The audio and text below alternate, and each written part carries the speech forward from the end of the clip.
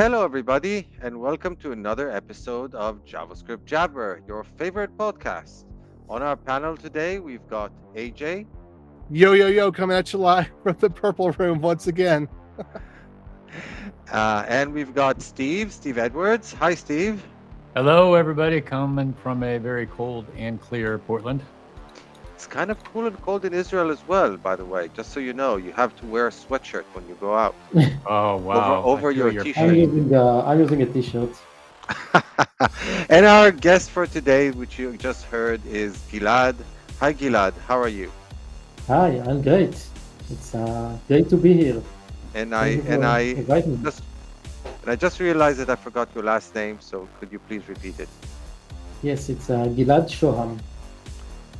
Yeah, so Gilad, you're joining us from Israel as well, right? Right? Israel at war, still Yes. going on. And we are here to talk about a project that you guys are developing called BIT, B-I-T. But before we do that, can you tell us a little bit about yourself, who you are, what you do, or why you're interesting, and so on? Sure. So my name is Gilad. I'm living in Israel, father of three little kids, and I'm working at Bit in the past almost 7 years now, leading mostly the engineering team and working mostly on the open source part and the CLI and the core technologies. Apart from this, I also had some startup that I built myself in the past, and I am a podcaster as well. I have a podcast and a blog and a YouTube channel about smart home and home automation, which is in Hebrew. So can share a link later on. Oh, And sure, for sure. Can you just tell us the name of the podcast, just so that it's out there? yes, yes, the name is Dirale Skill. Uh, Oh, so it's a it's Hebrew podcast. yes, it's an Hebrew podcast. Yes, Okay, cool. So we'll put a link anyway for our Hebrew listeners or Hebrew adjacent listeners. And like you said, we are going to be talking about this project that you're leading the development of, which is called BIT. So can you introduce us to it? What is it? What does it do? sure. So Bit is basically an open source tool chain for managing and developing composable software. It helps you to manage components, compose them, share them, and reuse them. And during this session, I guess we will talk a lot about composable software and how to make this more approachable and more working in the real life. Well, you know, at at least theoretically, most of us are supposed to be doing this sort of thing already. I mean, we're building web applications using components, preferably. It might be React, it might be Vue, it might be Svelte, whatever. So, obviously, I guess most people are asking, like, we already have the environments that we're using. It might be just a framework, it might be a framework plus a meta framework like Next.js or Astro or Nux or whatever. Why do I need something more? What do you guys bring to the table that I don't have from, whatever tool chain I'm already using? Great question. So first, that's true. Everybody today are writing component. Doesn't matter which tool or which framework they're using, React or Vue or Angular. Everybody write components, and this is great as the first step uh, to begin with composable software. Before I jump to what we add, it's important to understand that when I say component in this context, this doesn't matter to be a front end component. Okay, a component here can be also a backend component, a microservice, util function, doesn't matter what. Every piece of reusable code that contain business logic and provide an API to the organization is component, and we compose our application from both front end and back end and other type of components. So back to your question about what we are adding. So we do writing components everyone today, but once we try to share them and to reuse them across the organization, it become a very, very big problem. And while the organization grow and the amount of people in the team or in the R&D is growing, sharing and reusing become more and more of a problem. We all know that today, when with large organizations, once you add more developers, you are not necessarily moving forward faster because every developer add a lot of overhead. And part of this is because we are building our components, we are thinking about our components as not as the main entity. What do I mean? We are all our organizational structure and goals are around applications today. We are building applications, and as part of these applications, we are building components. This leads to a change in the mindset that we are building the components to use it now for our application, but we are not thinking about reusing and sharing all the time because we are always bounded to a specific context. So the first thing we want to do as Bit is not even a technical or technological problem. We are trying to change the mindset, the philosophical mindset about what is a component, how you define component, and and how you can make as a methodological structure, you can make your component more reusable and shareable. So it starts with this. Then, once you're trying to do this, you face a lot of issues. Let me line up the main structure of typical problems that we have today with sharing and reusing components for composable software. It starts with the fact that uh, let's take it apart to three different stages. The first one is the creation overhead. What it cost me to make a component, okay, an individual component, something that I can take it from one project and reuse it as one unit in another project. So creation overhead is the first very big problem, which which leads today to packaging many components together or to not share them at all.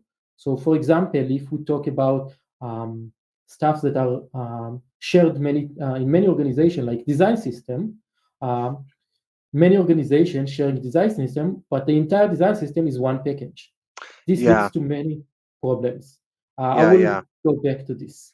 Yeah, The second problem, before you continue, I sure. just wanted to say that this is exactly what I tend to see, is that organizations either work in complete silos between separate applications and really hardly share anything at all. It's funny that a lot of these organizations are able to, in a fairly straightforward way, share like open source libraries or share third party components, but find it very difficult to share the components and code that they themselves create. And you're absolutely correct that one way that a lot of organizations are trying to overcome this challenge is by introducing the concept of a design system as a kind of a cross-cutting concern across the entire organization. Basically, like you're saying, I'm having difficult time sharing a particular component. So instead, I'll bundle all of my possibly shareable components together into this one big library and just share that as a design system. So yeah, this is totally my own experience as well. Yes, let's talk before we go back before we continue with the issues about sharing. Let's talk about what does it mean when we are not sharing our components and we're not reusing them. This means that first we are reinventing the wheel every time. Every team reinventing the same components over and over again. So first, it's waste of a lot of time and money, of course. Second, this leads to many inconsistency. Okay, it can be UI inconsistency. It can be bugs that fixed on one place but not in many other places. So not sharing code leads to many business problems, and this is very important. Also, it's important to understand that even though some organization creating design system is not the only stuff that you want to share. So design system is something that is common to share because you know you will need it, so you are doing the effort to share it. But other stuff can be shared as well. There are tons of utility functions, there are tons of backend stuff that you can share, but you are not doing the effort because it's always an equation about what it will cost me to share this component and what I will gain from it. And if it's very expensive to do this, no one does this in the real life. Then, if we go back to this design system that bundle all together, let's understand what the meaning of bundle everything together. And why we do this? We do this because it's too costly to take these 100 design system components and separate them so they will be individual components. It's a very hard and long process to do this today. But this means that as a developer in the other team that consume the design system, I have now a conflict because this led me to not want to use the design system because of few reasons. One is once I'm using the design system, I get everything. If I only want the button from the design system, my bundle size will now go up with 100 components because, well, tree shaking is not perfect at all. So, well, if I just need a button in the combo box, maybe I will not use the design system. This is the first issue. Second issue is what happened when I need to update. So now there is a new version of the button which I want to get, but the design system is bundled together. If I'm now trying to update the design system, I will get 100 component updates. I don't know what will happen when I update the design system. 100 components getting update because I cannot update just the button. This is another reason to not want to use the button, to not want to use the design system from the first place. The third issue is what happened when I have a bug in the design system. What is my ability to change and fix the bug even locally so it won't be dependent on different team with its own priority, its own timeline, whatever, to fix my bug because I have a product that push me to fix something and I'm now depend on other team. And this is another very big problem which leads to eventually one of a few outcomes. One is I'm trying to not use the design system at all. I will just copy what I need, and then we go back to reinventing the wheel, not having every all the features that the organization have, having inconsistency and stuff like this. Or I'm using the design system because someone forced me kind of to use the design system, but then I cannot move forward many times, and I'm afraid, and I'm never updating the design system until someone push me again, whether it's like the head of UX or something else, security, head of security that push me to update it. So eventually, this is the first uh, big problem about like the creation overhead.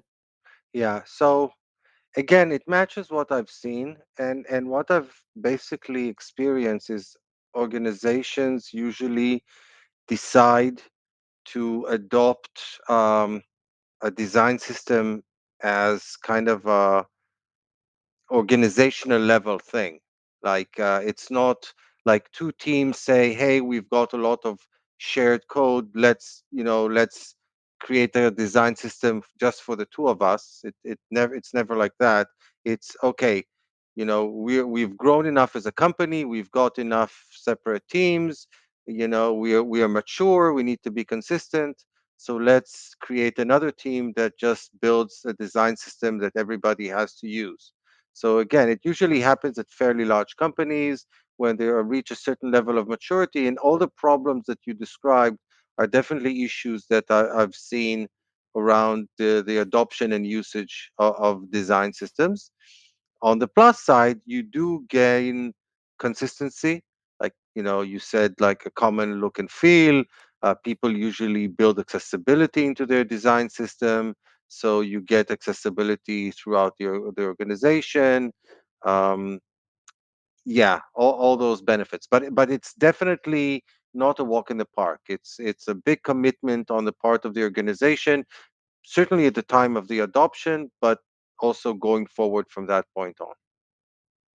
Yes, and this usually kind of stop in the design system, but there's so much more code to share in the organization, which like how many times you see people from two application team or product team, not the design system, are sharing code. This is much, much more rare because as you know, it's a complex problem to solve. It's a process that coming in the organizational level.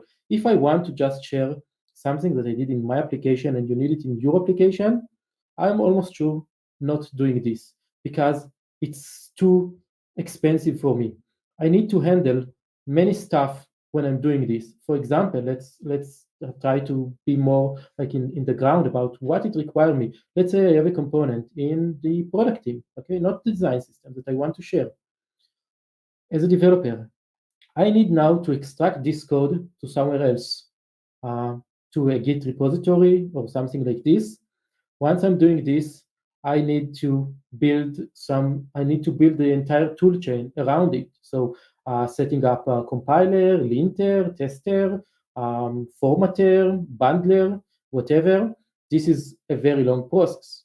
Then I need to be able to share it. So I need to publish it to somewhere. I need to find a name. I need to get permissions to publish it, which is also a long process. And then I need to use it in my original application, which is also because now I took it to another place. Now, how can I use it and develop it in my application? So the fact that it is possible to share, but in the real life, it's very rare to share components between product team. But if you will take a look on the product team code in your organization or in any organization, you will see so much duplication. So it only happened because it's hard and costly. Uh, and this is like the first creation overhead problem yet between product team. But we want to also share code between product team. Um, the next thing is, let's say you are doing this and you did pay all this extra cost to share something. Now, how other people in your organization can find this code? Yeah, Okay. before we go there, so first of all, I see AJ nodding a lot, so I'm kind of interested in what AJ is thinking about this. But I have seen organizations share code in certain ways. Like one way is to, for example, create a private NPM registry and publish stuff into there. Like you said, there's certainly an overhead associated with it. Um, and permissions issues and stuff like that. It's not trivial, but it's doable.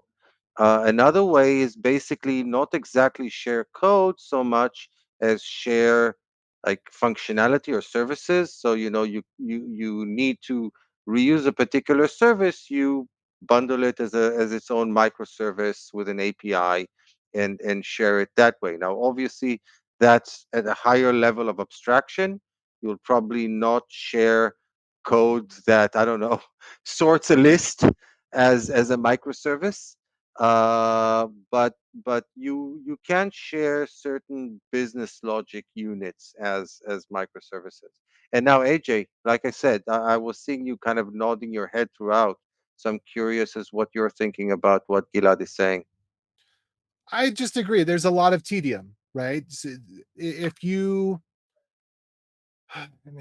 if you want, and I was also thinking there's a difference between the type of person that publishes a module and a business, right? So we get a lot of benefit from the people who take the time to curate their own code and to publish it. And some of them do it as part of their arrangement with their employer. But a lot of it is it's a mentality that not everyone is going to have. And so I was thinking both about, yes, there's all these steps. And I was also thinking, well, there's the people that do it and there's the people that don't do it. And most people don't do it. I mean, we all work with people who don't have anything published to NPM and people who do. Why do I publish stuff to NPM? Because I mean, essentially because I want it to be easier for me to use. And because I am predominantly a consultant, I need documentation for other people to be able to use too. So I publish things because it benefits me and because it benefits my clients or other people that I'm working with. How do you organizationalize that? Is that a technical problem, or is it a, I don't want to say culture, but for lack of a better term, culture, and I don't want to say problem, but Methodological, for lack of a maybe better term, problem. methodological problem. I would call it What's that? methodological. I would call it methodological problem. Methodological problem. Okay. Yes. And this is right, you're totally right. There are people who are sharing today and do all this effort. But as organization, you have the incentive as an organization that more people inside the organization, I'm not even talking about like open source or publishing to the open source. I'm talking about publishing inside the organization, in the private NPM or whatever. So other team in the organization will benefit from it. So as organization, you have incentive to improve the sharing. And there are people who share today. So first thing is to lower the barrier. Okay, it is hard to do this. If we lower the barrier of sharing code, we will get more code shared. Uh, this is first. Second is also about the incentive for the individual about sharing code and why he should share code. And this is also like kind of methodological and technical problem. For example, if you would measured by your organization and you will get like the yearly bonus from the organization, from your employer, around the amount of components that you shared and how many people use them. Will this incentive you to do more sharing? Of course. But in order to doing this, you need a way to measure this. You need a kind of analytics tool that know to measure how many components a team or a group creates and how many other teams using these components. I I'm skeptical because I think that this starts to become a social issue because there are people who have the propensity to do it, right? And if you start rewarding people internally, because open source is something that people opt into, right? Like they decide, I want to participate in this. I'm okay with the challenges and the risks. No one's forcing me to do it. Like any burden that comes on because now people want to bug me about issues, I'm opting into that.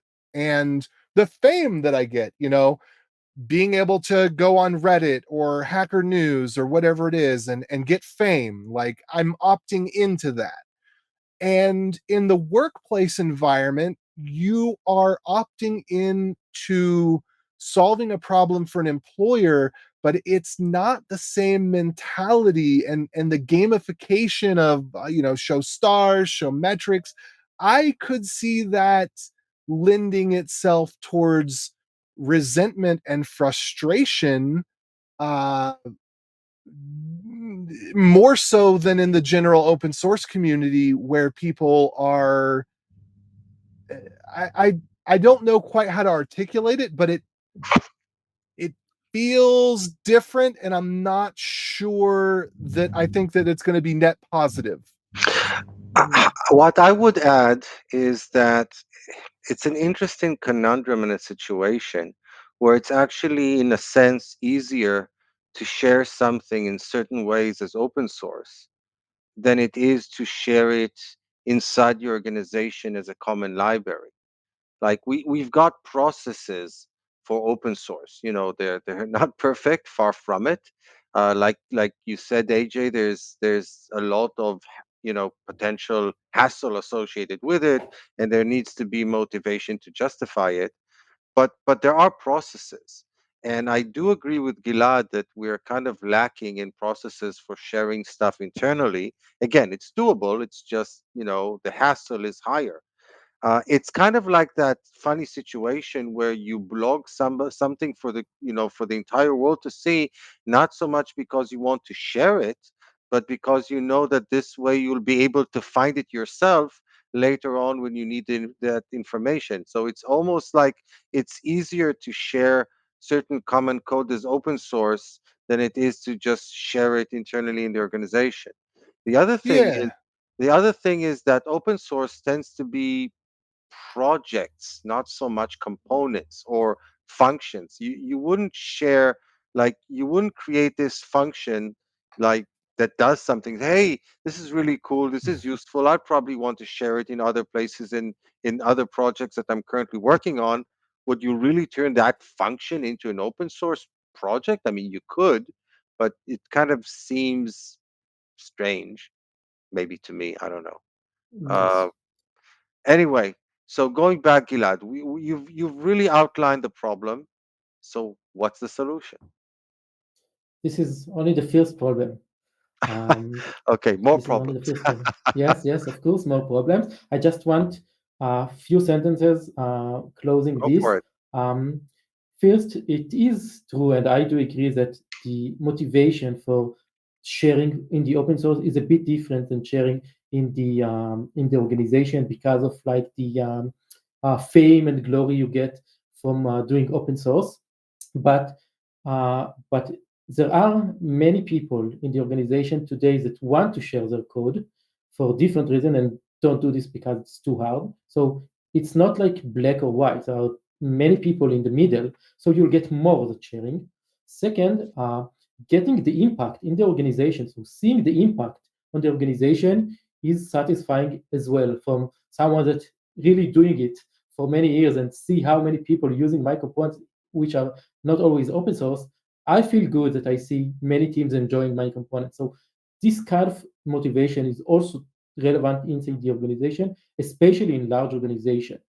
So eventually, we want to get more people sharing code, and it's also, like I said, it's also a mind shift that we are working on. So Bit as a company is not only about technology. It's about philosophy, methodology, and part of what we are trying to do is to change this mindset and methodology to make it more common. And then we are doing stuff like this creates a lot of new issues that we will discuss soon, and we are trying to have good technical solution for these issues. Um, for example, how you do this in practice. So how do you share so many components from a project? So let's talk about the solution for this first problem. So you have a project, you want to share code from this project. The first things that you want to do in order to make it easier is to not force you to go to a different context. Okay, I don't want you to need to open a new GitHub repository, set up permissions and stuff like this.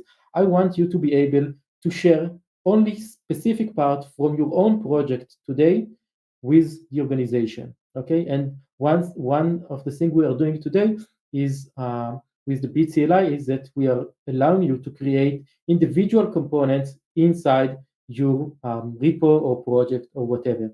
It's a bit similar to monorepo tools. Okay, so you can think about NX or Lerna or Turbo Repo and how they connect different packages in the same repo. And Bit in some way is also kind of a monorepo solution as well. You talked earlier about what are the competitor of Bit. So we discussed Git and GitHub and Storybook and NPM and also the monorepo tools. In this regard, the Bit is kind of is built from scratch to handle many components. So NX and Turbo and all these tools are great tools, and many people use them and love them for a reason. By the way, you can use both NX, Lerna, Turbo and Bit together, and we do have people and customers that doing this. But they build to support packages and not components.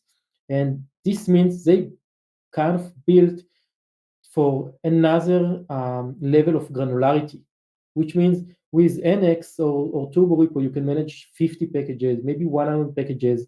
But if you try to do like 1,000 packages, 1,000 packages, sorry for my Hebrew in the numbers, if you try to do 1,000 packages in the same monorepo, you will start facing issues.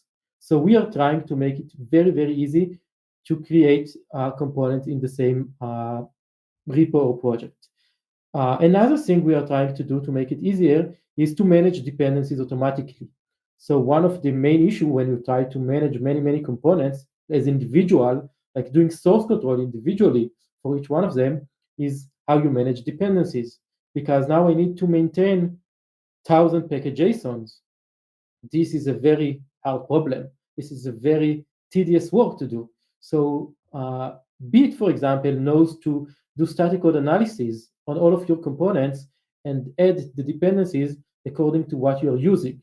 And also classify it as dev dependency or runtime dependency according to the file that actually importing it. Is it a test file or is it a runtime file? So dependencies, automatically managed dependency is a big part of it. The Let me see that you So want to ask again, something. pulling back a little bit from what I've seen, and you've got a great video, by the way, on the bit.dev website. I mean, one of the big challenges, of course, in the podcast medium is that you can't really show code and you Yeah. can't show the operation. You can only describe it. So I certainly invite our listeners to go to bit.dev and watch the video and like click the link to the YouTube channel and watch the intro video. It's very clear, but essentially it's a command line tool. You use it kind of like you would use Git or npm. You use it to create a new project. Components are what you would expect like React components to be. So there's obviously the component code itself, maybe a bit of styling associated with it. You'll probably you would likely have a spec file with for tests associated with for unit tests associated with that component. So that's all goes together. But in addition to that, you throw in a lot of additional stuff per component that makes them composable. Like Yeah. like from what I saw, you made it possible to configure distinct workflows or almost you might say a a distinct CI/CD per component. Yes. Yes, that's true. So now, s- so the unit of operation is the component. You use the command line tool to create a new component. You tell it what kind of component you want to create. And from that moment on, your tool knows about that component. And that's what makes it composable, right? Yes, I will elaborate a little bit about this part because this is really a crucial part of both the solution to the problem and like the dev experience that you get that is very important. So we came up with a concept, we called it environments, component environments. Component environments are also components that kind of like satisfy an interface of what is to be an environment. And the component environment are manage the entire life cycle for other components. Okay, you can think about it as a extendable, composable, um, custom create React app. Okay, so if you would take create React app into a component, then you can extend it and share it in the organization and create another environment based of it. So this type of components are managing stuff like the compilation process, the linting process, the testing process, the bundling process for other component. So a concrete example is I have my organization or my department React environment. What it means I want my React environment, my React components in this team or organization to use TypeScript. I want to use this configuration of TypeScript. I want it to use Jest, for example, and I want to use ESLint with these specific rules and some other tools. And I have some templates for my React components, template for UI components, template for React hooks, for example. And from that on, when I create a new component, I say the type of this component is this React environment, which means the component, when we version the component, okay, because we version each component individually, each component has its own history. When we version a component, this unit of versioning contains not only source code, it contains the dependencies, it contains the configuration and the environments. So wherever I take this component, I inside the component I have everything I need to build, compile, test it, and and I can have many components from different types in the same workspace and get unified experience. What do I mean? It means that in one project I can have one component in TypeScript, one component is in JavaScript, one is that using Jest, one is using Mockup, different bundlers. One is node component even, and I can tell Bit, the CLI, I want you to compile all my components. I don't need to know the configuration of how you compile them. The original author of these components specify how we want to build these components. And I can tell Bit, compile all the components or lint all the components, and each component will be linting according to the original standards um, that already baked in into these components. So I get uh, one unified output, and I don't need to mess with anything. No tsconfig, no eslint config, nothing. So I have like an observation and then a question about this. So I'll start with an observation or what I understood from what you said. So the environment that comes along with the component is basically configuration as code. It's you take the configuration, you like expose it from behind an interface. That interface might have a compile method, and in which, if it's TS component, it would run the TSC. If it's a JS component, it might run something like Bubble, like a bubble or something like that. yeah, It has a test endpoint in a method in that interface. So it's basically just an interface that represents all the thing you might do with a piece of code. Really, yes, you build it, you test it, you bundle it, all of these things. You might preview it, yes, or so all of these things, and those are exposed as code behind that interface. So it might be either a custom implementation per that component, or that component might inherit some generic organization level wide. Like if we decide that throughout the organization we basically want to use Jest everywhere, then I assume it's easy to make sure that all our components basically inherit that, rather than each one needing to re-implement that aspect of its operation. So that part I understand, and really in the directory structure, it really like goes together in that same folder, all the relevant stuff for that component, the component code itself, but also the environment that's associated with the component. That I also understand. What I'm less clear about is how does this, given for example that each component is has its own versioning, how does all this fit into Git, for example? Like you talked about being similar to monorepo tools. So I assume you use similar mechanisms, but can you elaborate on how you like manage this stuff in a code control type environment? sure. So first, let me say that your observation about the environment is very, very correct. It's basically exactly what you said. Um, it is even not visible actually to the end user most of the time. You just want to specify what is the name of the env, and the platform team is manage the environment. And this environment is also just a regular component, so it can also be versioned as well, because it's just a component eventually. So the platform that you're using, the tools that you're using is also version. Now let's talk about Git and Bit and how they play together. This is a very, very common question.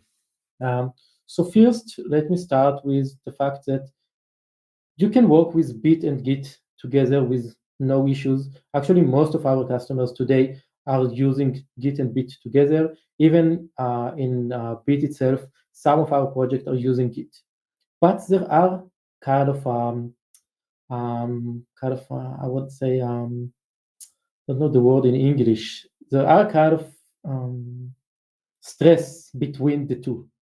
um, because what is your source of truth? So we at Bit, we build a similar version management system, which is similar to Git behind the scene. It's a distributed version control for components, which instead of managing repositories and files, we manage components. Like what I said before, we every version of component is the source code, the artifacts, the environment, the configuration, the dependencies, and you can host this as your source of truth in our cloud, and you can host it in our cloud and in Git together. And in that case, you might need to kind of sync them in some cases. Um, but you can also work with in Bit without Git at all, because eventually once you have version for components, you don't really need versions for your project. And this, and by the way, our projects and in our organization, we build everything from Bit with Bit components. We're very radical about dogfooding. So the entire Bit cloud, the landing pages, the documentation, the CLI tool, the backend, everything is Bit component. And most of the code in our organization does not exist in any Git repository. Okay, so we are working on it without Git repository. And this open a new paradigm of how you develop a feature. Okay, because this is a very different kind of working thinking. Let's say you have a feature to develop. You need to develop. I will take examples from front end, but it's exactly the same for backend. It's just easier to imagine when we talk about front end. Um, let's say you have a feature to implement. You need to implement a new header for your website. Today world, what you're doing is you clone the repo, you have the application, and you start building the header. This leads you to be living in a context of the application. So there are more chances you will kind of rely on outside application stuff, and that this makes your components um, more coupled to the project or to the repo. What we are doing many times is we are using, let's call it disposable workspaces. Okay, I need to build a feature. What is a feature? What is the definition of feature? This is comes to a bit in the methodological aspect. What is a feature? In our eyes, a feature is a definition of set of components. Some of them need to be created, some of them need to be used. Some of them need to be modified if they exist, but we need new APIs or to change API. This is definition of feature. So we create a new workspace. It's just a new folder containing nothing, empty folder. Then we create the component we need, header. We install the dependencies, let's say a menu item, a button, a search bar, I don't know. Maybe backend components as well, because we need to talk with a microservice.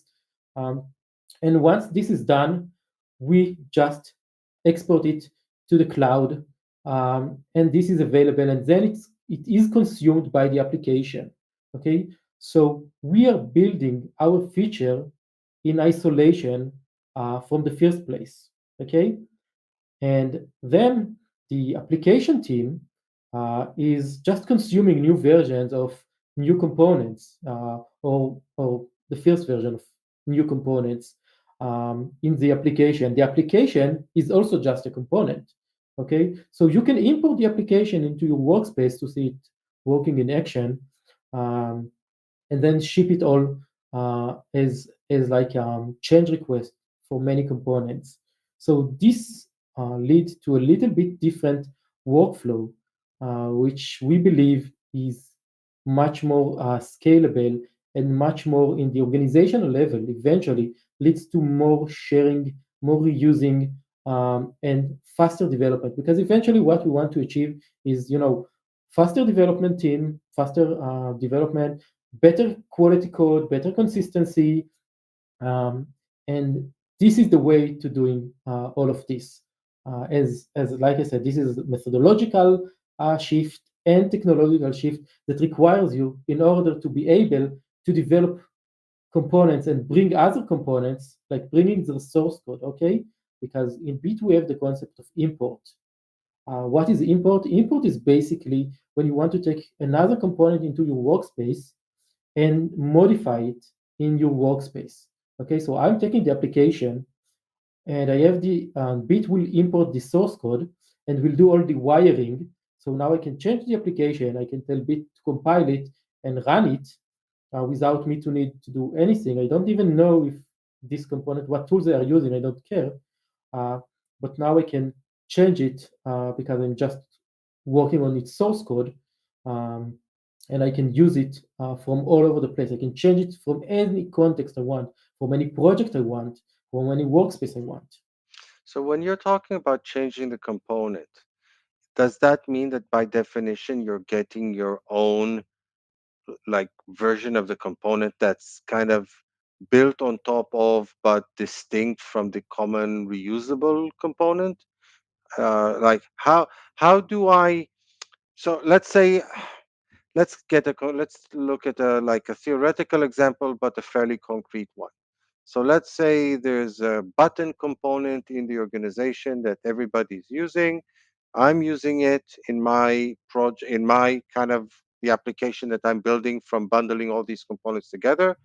But I need to change a certain behavior of that button. Maybe that button doesn't support rounded corners. I need rounded corners. Nobody else currently needs rounded corners. So I'm not going to go and not the original owner of that button anyway.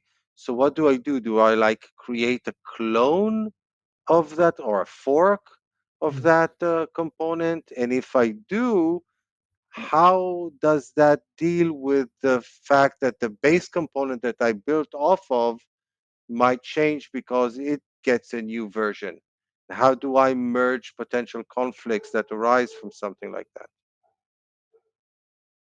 That's an amazing question, and I'm glad that you asked it. Um, let's talk about this flow, and this also like a very important flow. Um, Before talking about the flow, let's see that this specific issue, it's an issue that exists today, right? If I'm using the design system button and I need the rounded corner, what do I do today? And by the way, this is a great example because I just last week I did a talk in the React Advanced London, and my exact example was like Spotify a player control that I need the circled play button, and it doesn't support like a circle button. So Yeah, it's just important to say that we didn't talk about this in advance. So it's totally happenstance that I came up yeah. with the same example that you did. No prior coordination. I promise. Great. So today this is another reason for me to not want to use design system or other or someone else code, because if I need to change his code, this is very problematic. I need to clone his repo. I need to read his contribution docs, to read the setups docs. Can take a long time. Let's say I did all of this. Now I'm in another context. I'm in a repo, like in his repo, right? I don't have now the bug. If it's adding a behavior, maybe I can do this. But if it's a bug, for example, in a more complex component, I don't have the bug reproducible in this fresh or isolated repository. How can I reproduce the bug to make sure I fix it? And then let's say I did it. What in the time between it get my change request and it merge it and publish it? How can I consume like this version until then, right? Because I need to move forward, but it might take him 2 weeks to review it, 2 weeks to merge it, and then another month to release it. What do I do in these 2 months until it's available there? And what we are doing, we came with a concept called lanes. A lane, you can think about a lane kind of similar to a branch in repo, okay? But it's a bit different because a lane is kind of a cross repository branch, okay? Because each component is like a mini repository. It has its own versions and history. So when you create a lane, you start modifying or creating a new component in this lane. Okay, this lane can have many components from different teams, from my team, from other teams. that I'm changing or creating. Now, at some point I want, and now I can create this lane inside my project. So making a new lane. This lane is, I'm changing the design of my application. I'm adding the button, this round corners, and I'm using this new button in my application or page or whatever. Now I want to change this. I want to suggest this as a change. And this change request, or like a pull request in GitHub, it's part of like our cloud solution, is is a bunch of components that you changed and you did kind of a fork. Like you said, it's a fork. We do have a fork command. We have an import command. It's a bit different. Like, do you want to make a completely detached version of something, like kind of use it as a template, or you want to use it, change it, and then suggest back the changes so they will at some point merge back to the original component. Okay, so it's a bit different flow, depend of course on your use case. In your use case, you want to modify an existing component, and eventually you want this behavior to come back to the main real component.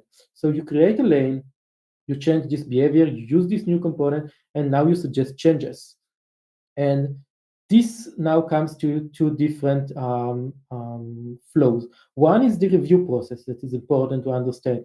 And we build, it's a little bit hard to like describe it without showing it, but I'm inviting everyone to later on take a look on our change request in the cloud. So you want to review it. This review process, it's a multi-organizational and multi-dimensional review process, because you change many components. Some of them are not your components to change. You're not the owner of them. You don't have permission to publish them, like to make an unofficial version of them, let's say, like a semantic version. So you need to get now a review from your team members, like your peers. You need to get a review from other team members. You need to get a review from different kind of people. You need to get a review from product team that this looks as they expect. You need to get a review from design system team, like from the designers, like people who are not developer. You need to sometimes get a review from I don't know, content writer. Uh, and so this is like multi teams, multi let's say roles in the organizations, and also multi type of changes, because like we said, we version for each component not only the source code, we version the environment, we version the dependencies, we version the configuration. So part of the review is also checking if you change the dependencies, right? You need to be able to see visibility, that if you maybe your button is using like, I don't know, a basic button, and you change the version of the basic button, or you change version of, I don't know, Lodash inside, or something else. So the review process contains not only code changes, but also configuration changes. Maybe you update the environment version that this button is using. It's also the dependencies changes. So this is about the review. And all the stakeholders need to approve this in order to merge that.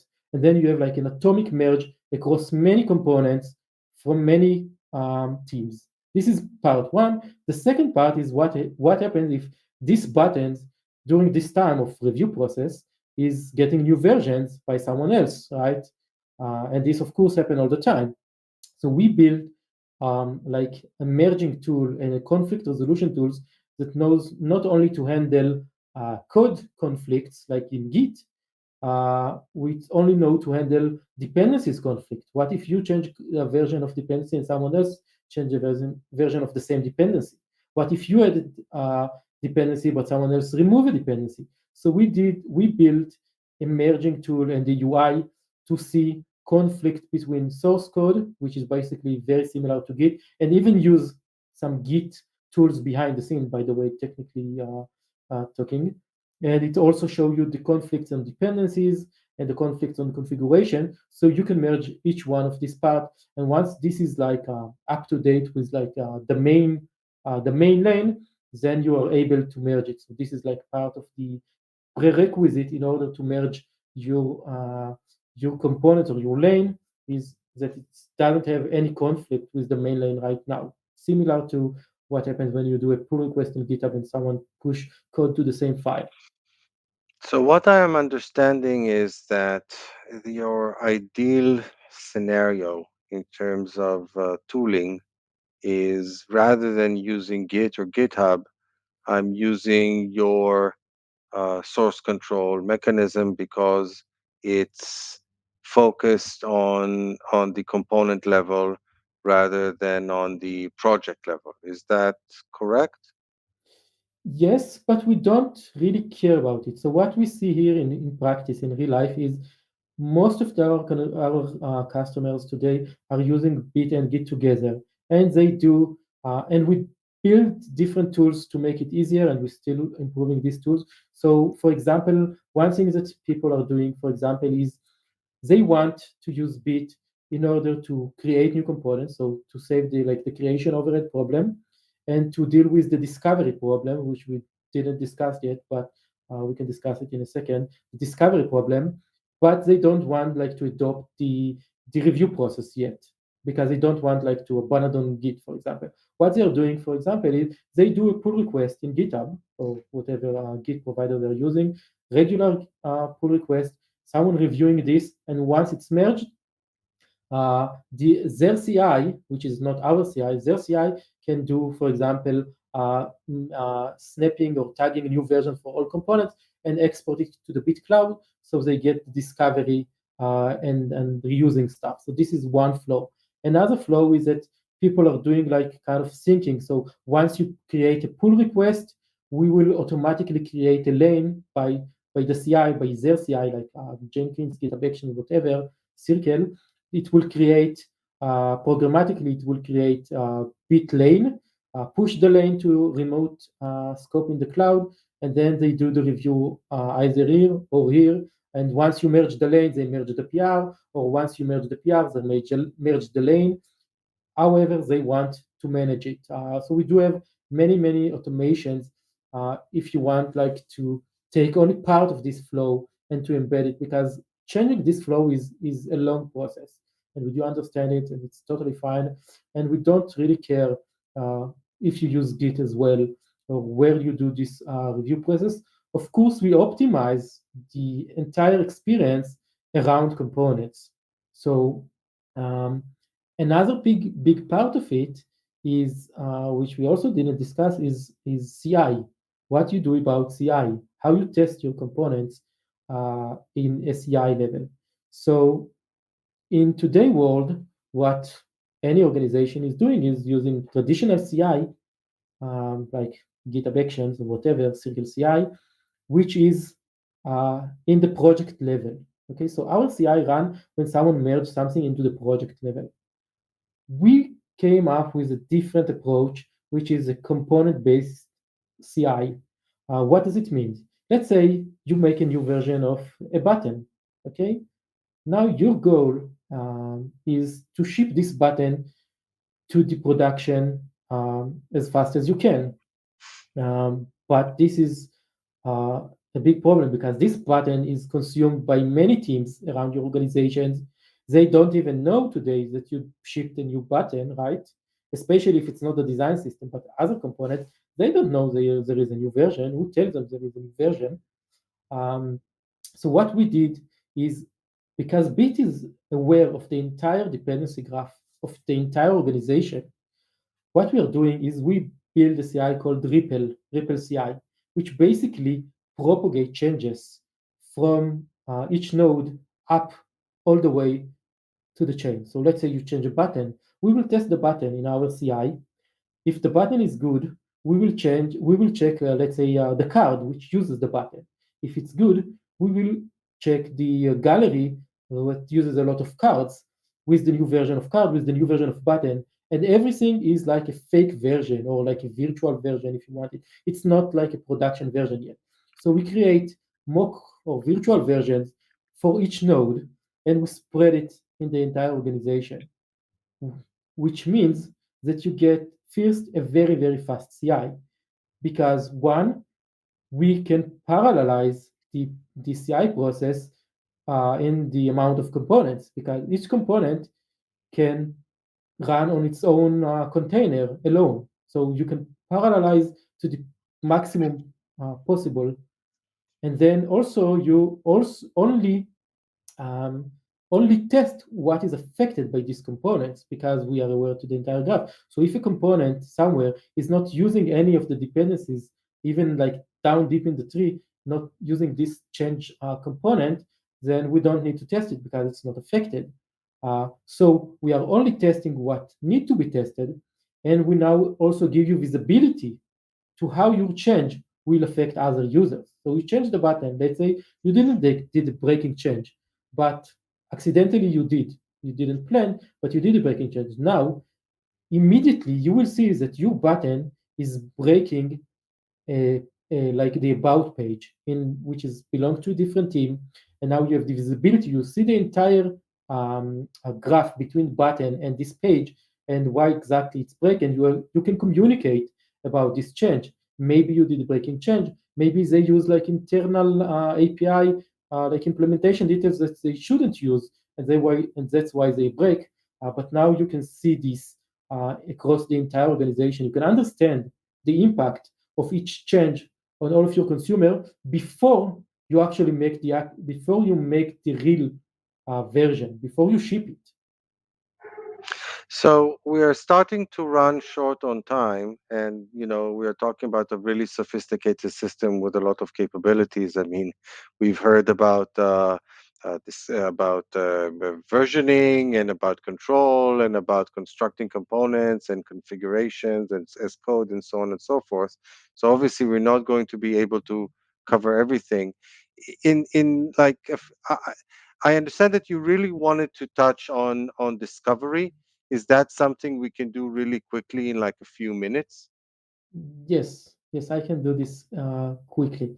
Um, I will try to be focused. So discovery problem, what does it mean? I share the component. Now, if no one can find this component, no one will use this component, and this is like kind of pointless. Splitting the quickly the discovery problem, I will split it like to let's say three different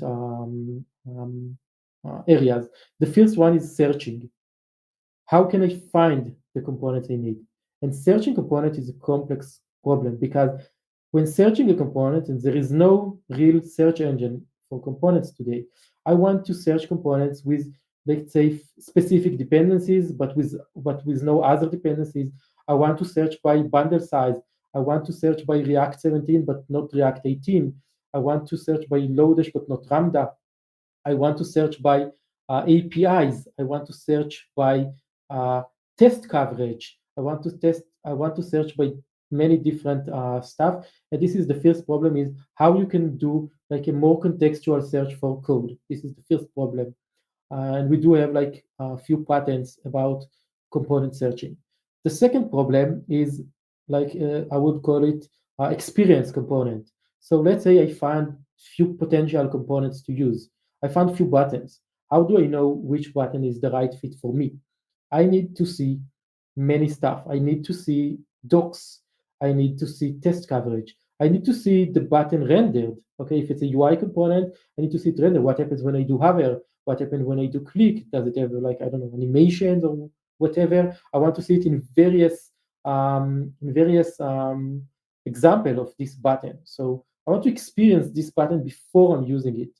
And the third problem is I would call it like ranking the components. I want to rank components based on different metrics, like I don't know, bundle size, dependency size, test coverage, the offer of this component, um, social metrics, how many people are using it, how many people like these components, like GitHub stars kind of, or NPM downloads kind of stuff. But ranking is much, much bigger than GitHub stars or NPM downloads. All of these are set of problems that in order to do effective sharing and reusing, you need to solve. And we build many tools, by the way, open source, almost all of them, to do different stuff. Like, for example, uh, automatically extract your API from your components and give you like automatic documentation and automatic examples of your components. So someone that sees your component on the cloud can easily see if it's a good fit for him. And this is like the second set of problems in order to do like effective sharing. After the creation overhead, there is the discovery problem, and the third, which we already talked a little about, is like how I change something, like the contribute back, which we already discussed. So we're kind of reaching the end of our time, and this is a lot of information. And like there's the bit.dev website, and like you said, like mentioned before, like a YouTube channel where a lot of this stuff can be seen. Um, so if people want to reach out to you guys or to you personally, specifically Gilad, and learn more about what this system is and how to best use it and to see examples and whatnot, what's the best way to reach out to you? So we do have a Slack channel, Slack server for Bit. You can find it all over the place in our GitHub, cloud, landing page, everywhere. So this is one option, and I'm very available there. If you would just tag me there, I would see it. I'm there all the time. You can also reach out to me on Twitter. I will add the link maybe on the description. For Um, sure. of the podcast, so you can find me there as well. And actually, also GitHub issues. I'm maintaining the open source, so I would see any GitHub issues that you will open. And basically, I'm a very reachable person. So LinkedIn, GitHub, Slack, What's your uh, handle on GitHub? On Sorry, GitHub. on, on On Twitter Twitter. My handle is or X? yeah, X. So my handle is Shoham Gilad, like one word with capital S and H. I will try to write it down No, for we'll you. we'll put it we'll put in the show Yeah. notes. Excellent. So our final part, as usual, of any of our episodes is our pick section.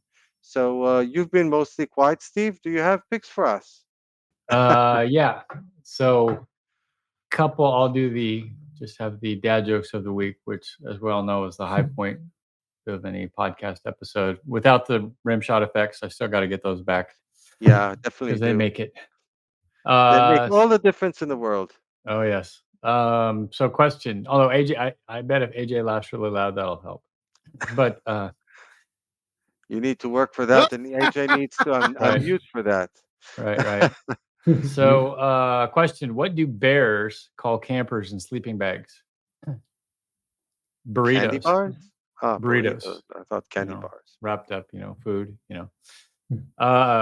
Couple random thoughts. So if the Earth is the third planet from the sun, does that make every country a third world country? Deep thoughts. Milk is taking milk, but watering is giving water. Mm. And finally, needless to say, saying needless to say is needless to say. And then finally, my son asked me the other day, he asked if I was named after my dad. And I said, of course I was. He was born many years before me. Yeah, that's a good one. So. Oh, Thank you. cool effects. Those are my my dad jokes of the week. Cool. So AJ, we move on to you. Give me a chance to wake up, sweetheart. I don't use that one nearly enough. Let's see, what have I got? It seems like I rewatched Batman Begins recently, and it's a good movie. I like it. I can strongly recommend that. Also, I have continued on with my binging of Prime Time, and I still have to say I really enjoy the Primogen. He is a funny guy.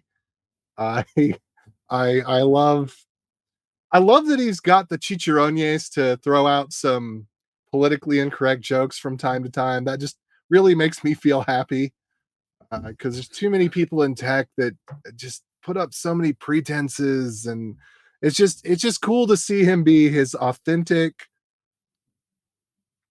how to phrase this, dumbass self. Pardon my French, but he's a funny guy, and he's just got that yeah. I love it. I love it when he's just being yeah. It's so I highly recommend the Prime again, and pardon my French, because I know that I don't normally use that kind of language, but it's biblical, so it's okay, right? That makes it moral. Yeah. Well, the Bible has more coarse stuff in it than most people are aware or assume. There are certain chapters in the Old Testament which, are are hard. dedicated to what a man is and isn't allowed to do with his farm animals.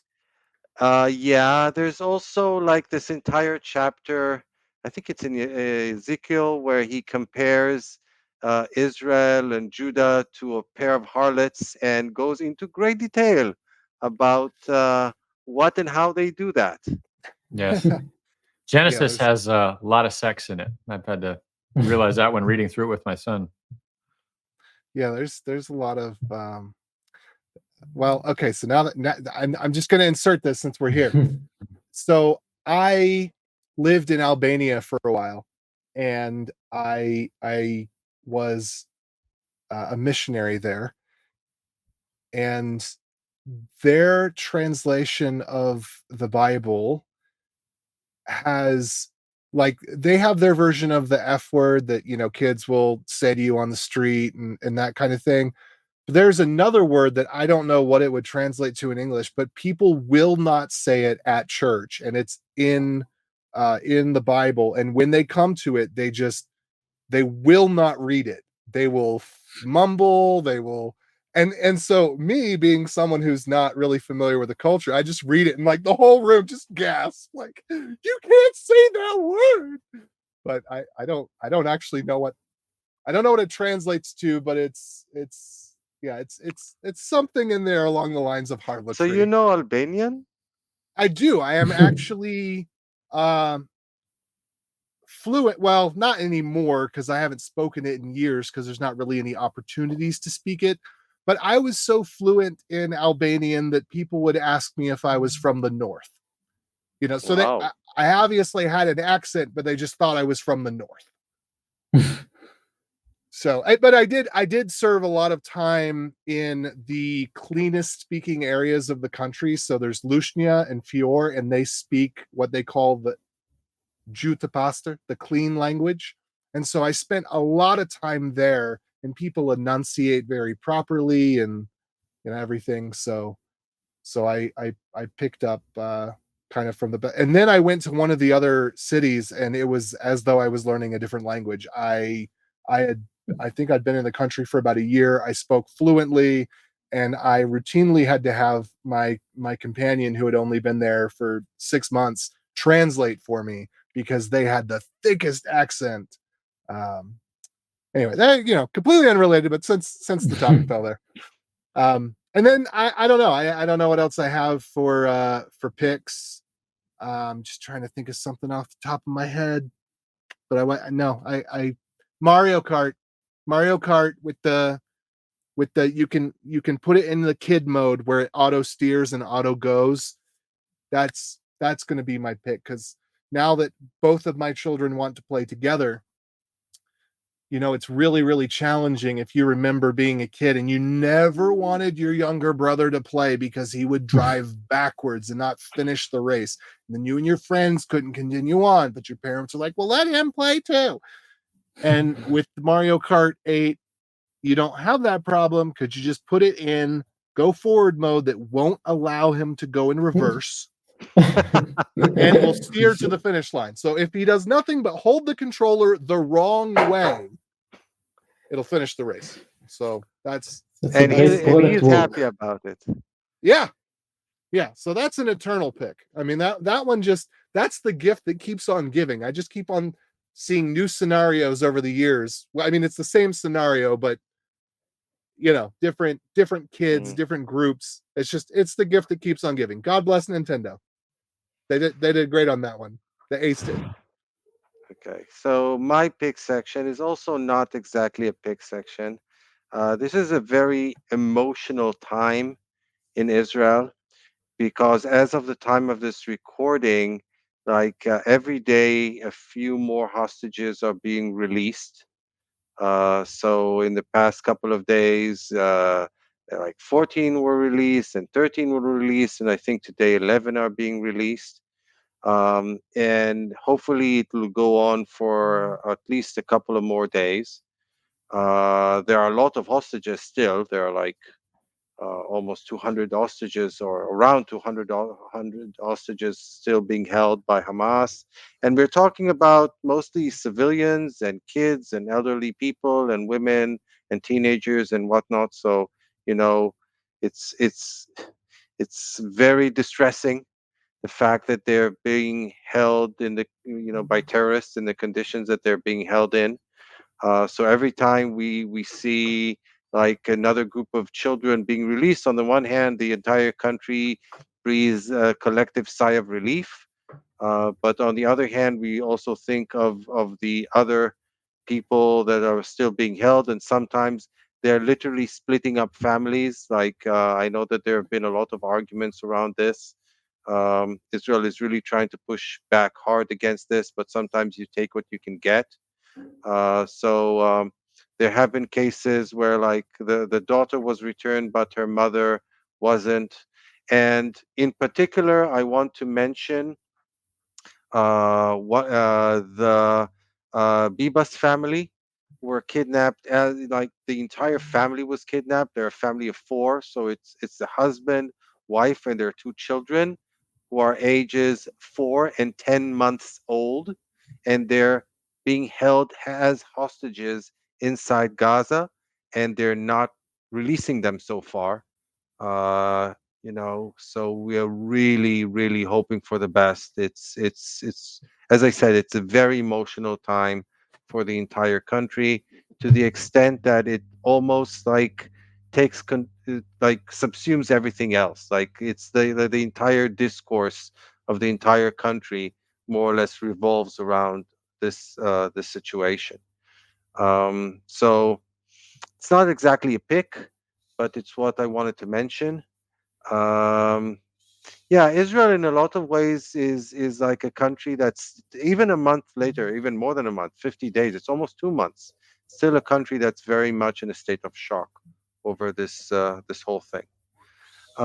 So yeah, so that, I don't know, if I wouldn't call it a pick, I'd call it Deep thoughts. deep thoughts about the current situation. And but I apologize for like dragging everybody kind of down. But on the other hand, like I said, the children are being released, and that's definitely a good thing. And we hope it continues. Yeah, you Gilad, notice that they're not. You notice they're not releasing any of the men, though. and they're unlikely to in the foreseeable future. And it'll probably, I don't know what will happen. Nobody really does, but there's a good chance that it would require another pretty significant round of fighting before before we get to complete release of all the hostages. I know that some of their like their it'll probably not come about without a continuation of the war. Let's put it this way. I'd be really surprised if it does. Anyway, Gilad, do you have picks for us? Hopefully Yeah. more pleasant ones than my observation. Yes. So first, yeah, the war is like kind of really everything I thought about in the last 50 days. It was like very, very tough days for me. So I want to focus on what helped me kind of run away from the reality for a bit of a time. I just start playing again table tennis, professional table tennis training after I didn't play for like, I don't know, 15 years or something. Today I just got a new racket. Uh, that actually I stopped this training with the new racket today to come here, so I didn't finish my training today. But it really helped me so much to kind of releasing energy. I guess in general, doing sport and exercising is very good to the soul and to have more positive thinking. But I find it very very helpful for me. And the days I'm playing and exercising and training, these are kind of the only days in the week that I'm kind of able to get some, let's say, I won't say even normal sleep, but kind of sleep, because in other days I'm just for 50 days I almost didn't sleep, uh, because it's every night, like we are saying in Israel that um, the parents now in Israel are waiting for the kids to fall asleep so they can start crying. And yeah, this is very very much true. I see it everywhere. All of my friends are in the war. All of my friends, all of my family, everyone is now fighting there.